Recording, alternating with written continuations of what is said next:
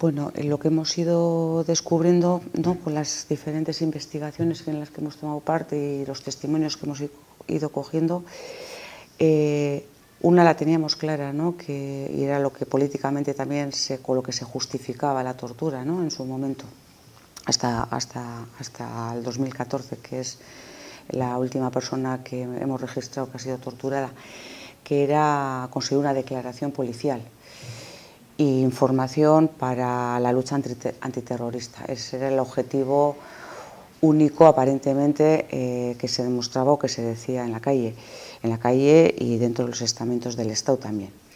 Pero luego hemos ido descubriendo que no solo ha sido eso. Quiero decir que en diferentes épocas, además, porque hemos podido ver gente de la época del franquismo, de los años 60, de los años 70 y después de la transición y luego lo que se llama la democracia, ¿no?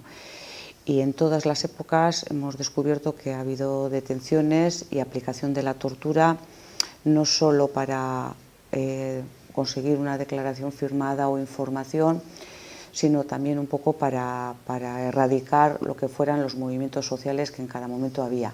Es decir, uno de los objetivos de la tortura es meter miedo y lo consiguen. Entonces, el miedo, bueno, todos sabemos que nos puede paralizar, ¿no?, y bloquear. Entonces era una manera también, una herramienta pues, para ir desinflando un poco todos los movimientos, ¿no?, y la fuerza que podían ir cogiendo los movimientos sociales que se daban en las diferentes épocas, digo sociales porque digo, hemos visto a sindicalistas, a gente que por ejemplo eran personas pues, bueno, que eran ecologistas, antinucleares, personas que en su momento fueron detenidas en la época del franquismo por el tema de la cultura, por reivindicar el euskera, por reivindicar la ikurriña, que no tenían nada que ver con lo que es la organización ETA y que también fueron torturados pues hasta el extremo y que lo que no les interesaba nada de información, simplemente lo que querían era que destruir a esa persona, sacarla. Eran personas que no iban a la cárcel, que después de la comisaría salían a la calle y salían como salían y esa persona quedaba en muchas situaciones anulada para volver a reconstruir su vida y también su militancia, quedaba bloqueada con el miedo, pero todo su entorno también, porque cualquiera podía ser torturado, ¿no? Ese era el mensaje que... Entonces es no te muevas, no reivindiques, no denuncies, no, para que puedas tener una vida normal.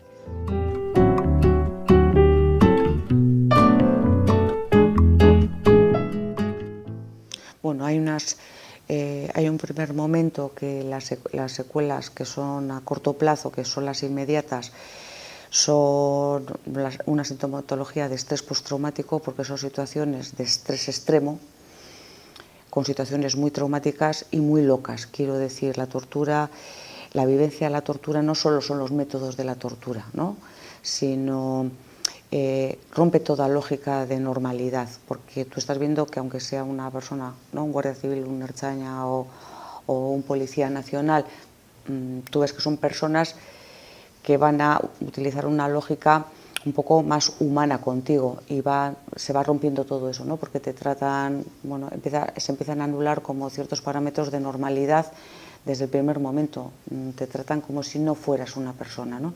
Entonces ya ahí tienes que empezar a generar un mecanismo de respuesta nuevo, no aprendido, en donde yo cómo paro todo esto, ¿no?, cómo me pueden ver, cómo puedo conseguir yo que me vean que soy una persona que tengo sentimientos, que tengo familia, que tengo un pensamiento y que me duele. Y entonces todas esas creencias normales que tenemos todas las personas en una situación extrema se rompen. Entonces no hay ninguna lógica y es como una situación en donde haga o no haga, diga o no diga, no vale para nada. Entonces hay una desesperanza, se rompen un poco los esquemas de seguridad y de cierta protección. Entonces son situaciones como de mucha vulnerabilidad. Entonces, aparte de las humillaciones, porque no solo es la tortura física, que es dolor, y el objetivo es dolor y aplicar agotamiento para que cuanto más cansada esté la persona, menos reflejo tiene para responder de una manera lógica, ¿no? Ese es uno de los objetivos de los métodos de tortura físicos.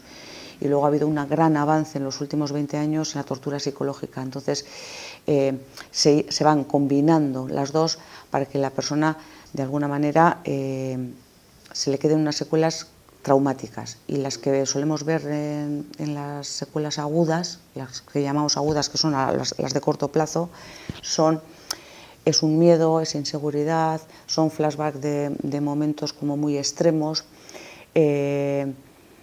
intolerancia al ruido, intolerancia, por ejemplo, a los gritos, a la voz grave del hombre, ¿no? Porque se generan muchos gritos espantosos muy cerca del oído, y entonces queda como muy instalado, hay sobresaltos, hay mucha vulnerabilidad y sobre todo mucha inseguridad. Y luego hay muy baja autoestima.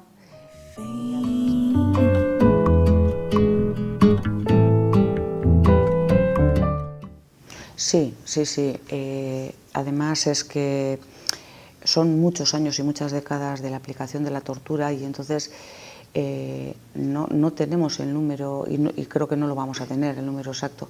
Si tenemos las cifras de que en todos estos años alrededor de 30.000 personas han sido detenidas, en una población que no llegábamos a 3 millones, es una barbaridad de detenciones, eso para empezar, y creemos que el doble de lo que se ha detectado han sido torturados, es decir, por lo menos 9.000 personas, ¿vale? Nosotros no hemos llegado ni a la mitad. Entonces, sistemática, evidentemente, o sea, porque son miles de personas, y ya digo, solo hemos llegado a la mitad. Y además sistemática por una razón, es que era como una historia hilvanada, ¿no?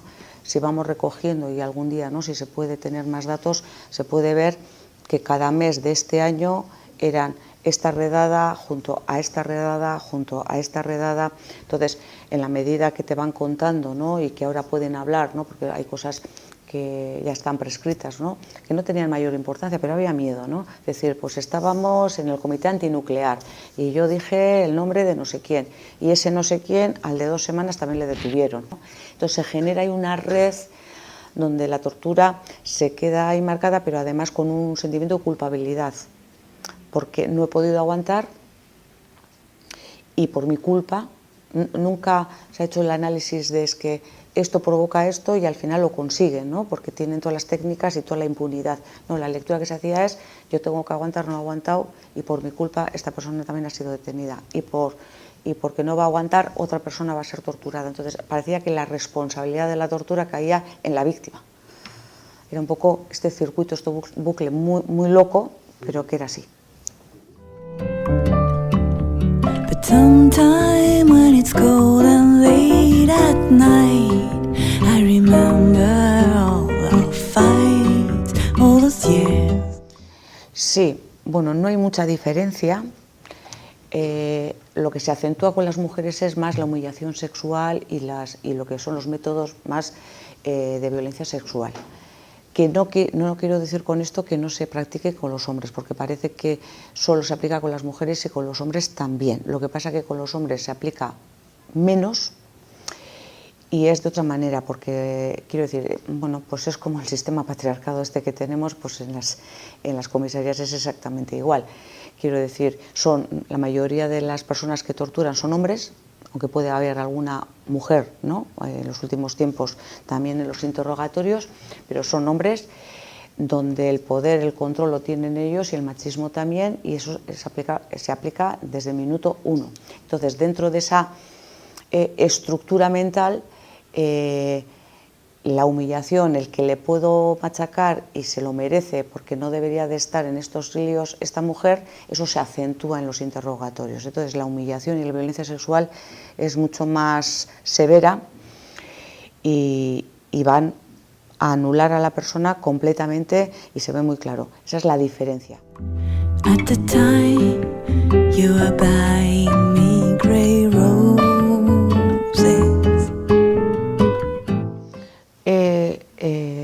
Bueno, cubrir hasta el 2014, donde es verdad que además pudimos meter en el 2014 también el informe pericial de la última persona detenida y torturada que tenemos registrada, y está en el informe.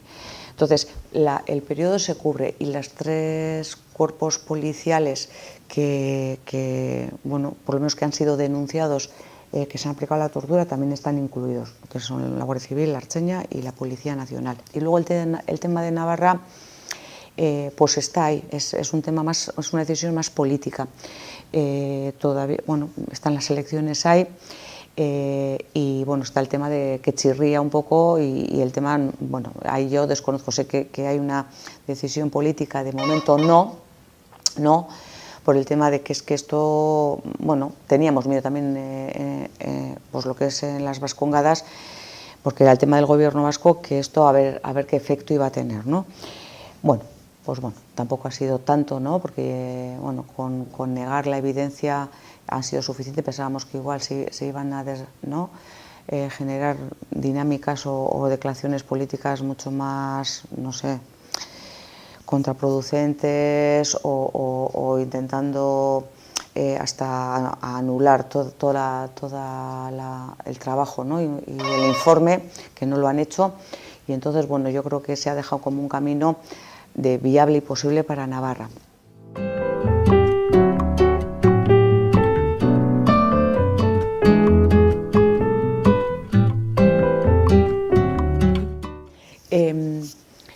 Les hicimos esta pregunta a los 202 protocolos que hicimos, porque después de pasar el protocolo, lo que hicimos un poco es luego acompañarles durante 3 sesiones más que hacíamos de terapia de grupo, sesión grupal, no era terapia de grupo, ¿vale? En la última sesión grupal, una de las reflexiones que planteábamos era cómo se sentían y para qué les servía, ¿no? Haber dado su testimonio, haberlo pasado tan mal, volver a aquellos momentos, aquellos días, aquel trauma, aquella situación, ¿no? ¿Por qué lo hacían, no? Todo ese esfuerzo, ¿no? Y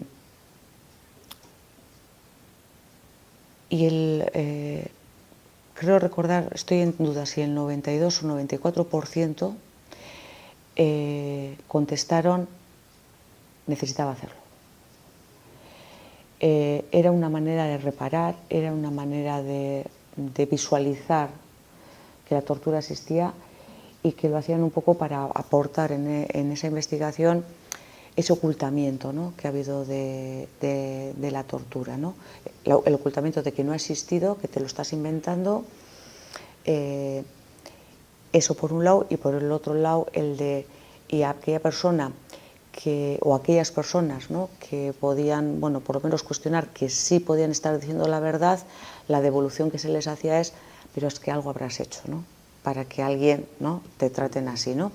Y luego otra de las justificaciones que se argumentaba para validar o dejar, no denunciar la tortura, era la de entre matar y que te torturen, pero luego es que estás vivo, o la mayoría salís vivos, ¿no? Porque también había la deducción que es que algunos se han quedado en la comisaría y se han muerto, ¿no? Pero bueno, son la minoría, o sea, sales vivo, ¿no? Y entonces los demás no. Entonces, en esa enfrentación, ¿no? de los diferentes dolores, se hacía una justificación cuando una cosa no justifica la otra, ni por ser no sé qué justifica que mates, ¿eh? O sea, quiero decir, pero esta ha sido la política un poco y la polaridad de esta sociedad. Entonces, esta investigación, por lo menos ser parte de esta investigación, les ha ayudado a ser parte activa, sujetos activos de aquel dolor, para mostrar que eso ha existido. Y entonces, otra pregunta que les hacíamos es, ¿y qué pedís, no? Después de todo esto.